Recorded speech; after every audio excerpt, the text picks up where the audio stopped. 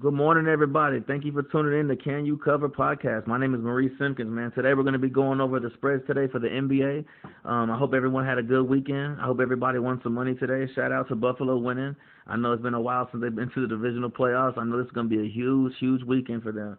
So we'll talk about them tomorrow when we get into it in further detail. But right now we're going to talk about the NBA, and I want to get everybody a shout out for Happy Martin Luther King Day, by the way, too. It's going to be some beautiful, beautiful basketball on today. I can't wait. I'm excited. We're going to get into it right now. The first game I want to talk about, we're going to talk about the Phoenix Suns versus the Memphis Grizzlies. The Suns come in at 7-4 versus the Grizzlies at 6-6. The Phoenix Suns are giving up 5.5. I'm gonna have to ride with the Phoenix Suns on this one. I look for Devin Booker to have a big game. Ja Morant did come back though. He looked pretty good on Saturday. I don't see it happening against the Phoenix Suns. We'll see what happens, man. We'll see what happens with this though. It's going to be pretty interesting, though. It's going to be pretty interesting. I look for Chris Paul to really struggle to keep up with these young guys, coming up in the West. But we'll see, though. The spread's 5.5 for a reason, so I'm going to go up and give the points. I figure it's going to be a good first half, but then Devin Booker finds a way, to just take the game. And they end up winning by 8 or 9 just because of free throws and a fouling and stuff like that. So look for that to be a really, really good game, though. The next game we're going to talk about, oh, by the way, I must say, I took the New York Knicks this morning at 11 o'clock. I took the underdog. I don't know why. I guess it was because I saw Markelle Fultz out and Fournier out. I tried to roach up.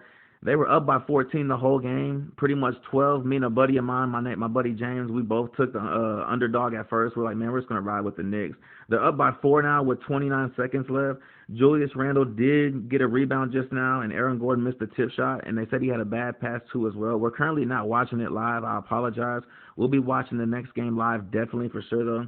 But I'm pretty proud of myself right now, though. I really didn't think the Knicks were going to come through at first. They were up by 12 to 14, like I said, and then they just blew the lead. And then I seen the Magic take the lead and it was 81-80, and I'm like, oh god, here we go. Typical Knickerbockers, the same old fucking Knicks. But they're looking like they're finding a way. I think it's going to be over with. They have already missed 10 free throws this game. They're 17 of 27 already. Julius Randle's probably going to the free throw line right now, I'm assuming. I'm not watching the game, but they said he got the rebound. And if with 29 seconds left down by 4, you're obviously going to foul in those kind of situations. So good win by the Knicks if they pull it off. The next game I really want to get into is probably the game of the whole entire day, maybe even the week, is the Milwaukee Bucks versus the Brooklyn Nets. Milwaukee's coming in at 9-4, while the Brooklyn Nets come in at 8-6. I wish Kyrie was playing tonight just so we can see where the Brooklyn Nets are with James Harden, but it's still going to be a good game. Look for James Harden to have another triple-double, obviously, with KD there. You can't double-team either one of them. We'll see what happens, though. Originally, I took the Brooklyn Nets, but the more I think about this game, I really don't see the Bucks losing this game unless they have an awful shooting night. We'll see what happens. We've got to take the Bucks with this one. They opened at 2 points. Now the closing line's at 3.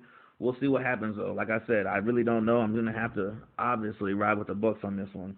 So look for Giannis to have a big game. KD's going to have to play some fucking defense tonight, so we'll see what happens. God bless you guys, though. The next game I want to get into, definitely got to talk about the Dallas Mavericks just because most of my fan base right here is in the Texas area. Dallas is coming in at 6-6. Toronto's coming in at 4-8. They got Toronto at -5 though. I really don't know personally why. I guess maybe because they're coming off a back-to-back. But if you notice that back-to-back really doesn't matter with a player like Luka and his age. The man just had like 36-point triple-double last night. He had like 36, 16, and 15.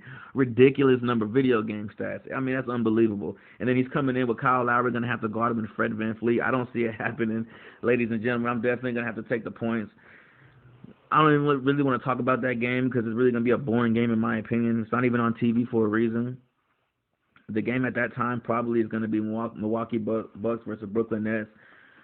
The Magic just called timeout. Reggie Bullock hit 2 free throws. Thank God they got a shooting guard on the free throw line because Mitchell Robinson and Julius Randle are god-awful on the free throw line. The score is 81-87. The Knicks are like they're pulling away unless Terrence Ross comes down and hits a 3 because it's obvious we all know who's going to take that shot. And I guarantee you it's going to be Terrence Ross coming off the timeout. It is they got 1 timeout left. We'll see what happens. Back to the games, though, we're definitely going to have to talk about Houston and Chicago. Chicago popped Dallas last night. Houston finally has activated all 3 players at the same time for once. They have John Wall, Oladipo, and they have DeMarcus Cousins playing tonight. I feel like Houston will come out with a lot of energy. They're 4-7. Chicago's 5-8.